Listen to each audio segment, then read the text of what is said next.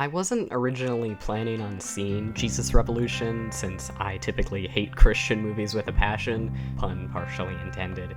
But when some friends from my old youth group told me their whole church was seeing it, I figured, screw it.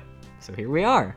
And I'm happy to say it wasn't all that bad. I found the visuals to be consistently interesting thanks to the lighting and color correction. There were some intentional choices placed in how certain scenes were shot, and that helped the film to stay engaging. I do wish they had utilized wider coverage more often in terms of just using wider lenses. Some of the scenes, especially towards the beginning, felt uncomfortably close to the subjects, and while that works for Uncut Gems and Son of Saul, I think it detracted from this film's intended tone. And speaking of elements detracting from the tone, the music was something I found very obnoxious. The original compositions weren't poorly performed or anything, but I thought they were incredibly cliched and completely ruined any chance for differing interpretations of the moments that they accompany. And very few scenes would run their full course without some kind of music, whether original or otherwise. The film features many great pre-existing tracks, but it doesn't feel like they're placed with any intent other than just having famous old songs in the film. In a scene towards the beginning of the film, a character's listening to the song War by Edwin Starr on the radio.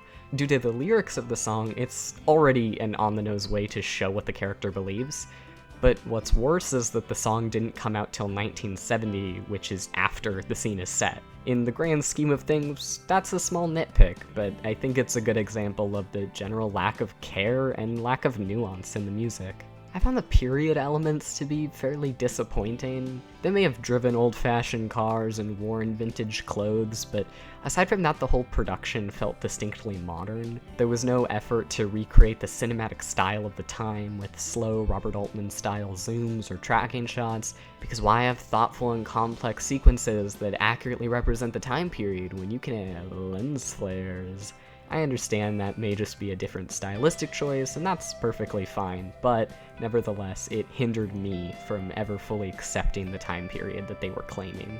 I thought the performances were alright. I found Joel Courtney and Anna Grace Barlow pretty unconvincing as the leads, but thankfully some of the supporting cast could pick up the slack. Thought Jonathan Roumie was fun to watch, even if he was just doing a Matthew McConaughey impression. And I thought Kelsey Grammer was actually pretty great. It was nowhere near something like his mind-blowing performance in Money Plane, but there were scenes of him preaching with really interesting subtleties in his performance that I found very impactful. Overall, I didn't think this was too bad. I enjoyed elements of it, and I was consistently entertained. It felt appropriately paced, and while it got a little repetitive in the second act, I still rarely felt the urge to check my watch. But that's kind of only notable given this is a Christian movie. As a normal movie, I found it mediocre, and I'll probably forget about it in a week.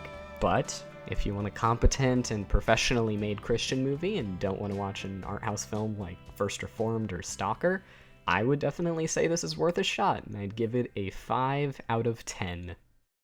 Howdy y'all. Thanks for watching. I just wanted to say I've been pretty busy lately with school and work, and I'm also in pre-production on my next short film, Fracture. And while all of that is exciting, it means that I haven't had a ton of time spare to work on my next more in-depth video essay, which will be covering Charlie Kaufman's book, Antkind, a book that, if you have not read, I highly recommend, assuming you like Charlie Kaufman's style. But in the meantime, I still want to do some kind of film analysis since it's something that I really enjoy. So I figured I would try my hand at shorter form movie reviews. So if you liked this and you want to see more things like it, just let me know what kinds of films you would like me to review and I'll try and get around to watching them. Once again, thank you for watching and I hope you have a great rest of your day.